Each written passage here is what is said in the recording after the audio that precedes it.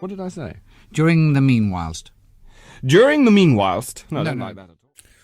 Well, hello everybody. It's us. It's Dexter, Chico the pigeon, Budgie, and me, back again with an actual photography-based video in which we go out and actually take an actual landscape, well, seascape to be exact, photograph. Actually. Now, I've always enjoyed modern cutting-edge cameras and lenses, but that love for the new has in no way dampened a lifelong love of older equipment either. Now, when digital became the thing, back in about 2011 for me, I held on to some of my older analog gear. And now that I have a bang-up-to-date mirrorless Fujifilm X-H2 and numerous lenses to match, I also have a much, much older Nikon D700 and selection of legacy Nikkor f-mount glass to go with it. In fact, recently I've been shooting more with my D700 and not just macro shots with the 105mm GOAT lens either. Anyway, in this video, I'm going to go out and shoot two identical seascape images, one with my Fujifilm APS-C kit and one with my full-frame Nikon equivalent. So in detail, my chosen kit is as follows. Now, first off, there's my Fujifilm X-H2 with the 10-24 f4 wide-angle zoom, and that's the Mark II model with weather resistance and a numbered aperture collar. And then it's my lovely classic Nikon D700 with my new but old but new but otherwise majestically built and utterly beautiful 17-35 f2.8D wide-angle zoom lens. Now, to whet your appetite, and before you go out on location, for all you fans of camera tech porn, here are some close-up shots of my chosen equipment.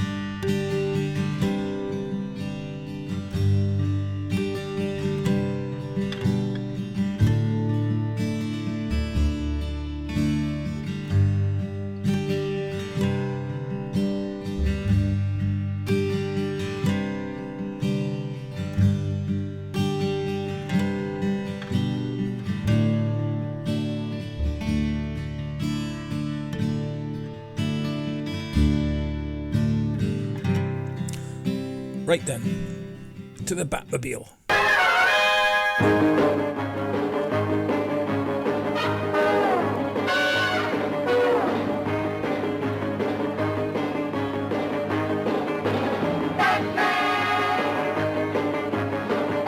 Here we are in my usual post-hospital appointment haunt of Bracelet Bay. And as you know by now, if you watch the rest of the video, we're here to take two pictures. Well, take more than two, but you know what I mean. Two pictures to compare. One with the Fujifilm kit and one with the Nikon one. Tide's in and he's coming in further, so it's a case of having to be careful. But the light, even though it's like mid-after, what is it now, 3:30? Yeah, 3:30.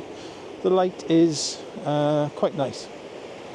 It's quite soft, not contrasty. So yeah, we'll get down here and snap away, is it? Might even take a pano as well. I've got my panoramic head with me, so we'll do that too. Maybe with both cameras. We'll see.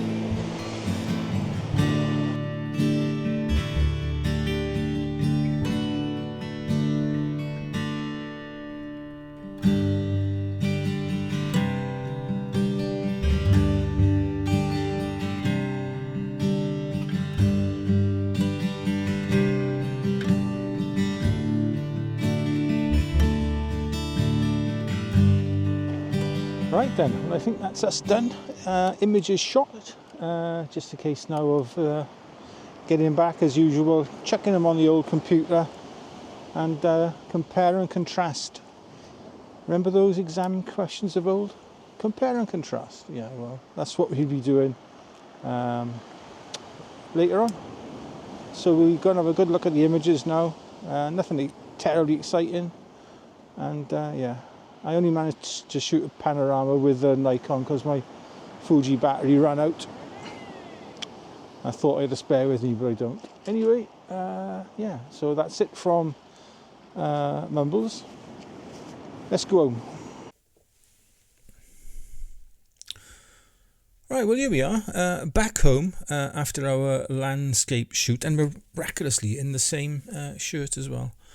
And here are the raw, straight out of camera images I shot. Now have a look at them, pause the video and leave your guess as to which one was shot with which camera. Right, have you made your guesses? Okay, image 1 on the left here in this side-by-side was shot with the Fujifilm. And image number 2, so the one on the right, was shot with the Nikon. Did you guess right? Again, let us know in the comments below. When I was on location, I ran through the settings I was using on both cameras, but somehow forgot to press record on my... I was using my Osmo thing. I just come from hospital, so you have to forgive me, and at least I remembered to go to the beach, you know, so that's always a positive. Anyway, the settings.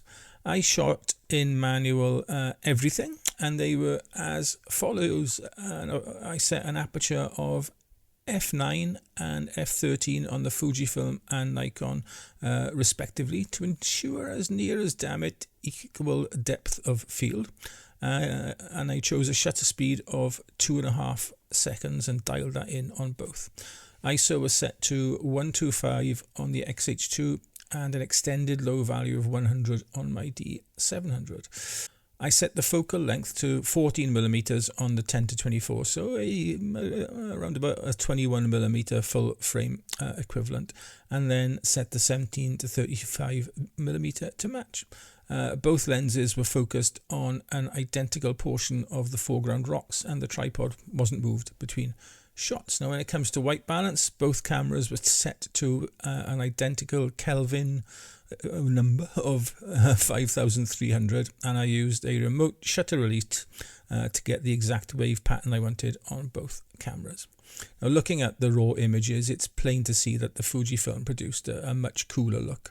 Now, given the identical white balance used, this must therefore be as a result of either different processing algorithms in the respective cameras, or maybe differences in the lenses and their handling of, well, colour. Also plain to see is the difference in exposure. Now, since owning my very first Fujifilm camera, an X-T20 back in 2017, I've always found that there tended to be a difference in exposure over my Nikon images. The Fujis always seem to be a half to 2/3 of a stop darker. And that is clearly apparent in these images here. Now, I have heard that might be down to Fujifilm's method of measuring ISO in their cameras, but don't quote me on that. Anyway, it's not an issue, and I actually prefer this as it tends to preserve highlight detail more, and there are no issues when lifting shadows, such as the excellent dynamic range, despite the smaller sensor size of the APS-C sensor used in the Fujifilm cameras I've owned over the years. In fact, I'd say the X-H2 is on a par with the sensor found in my GFX cameras. It really is that good, well, to my eye at least. Both images are really pleasing though, and the lower megapixel count of the D700 in no way diminishes its image quality. In fact, I'd happily post either image online.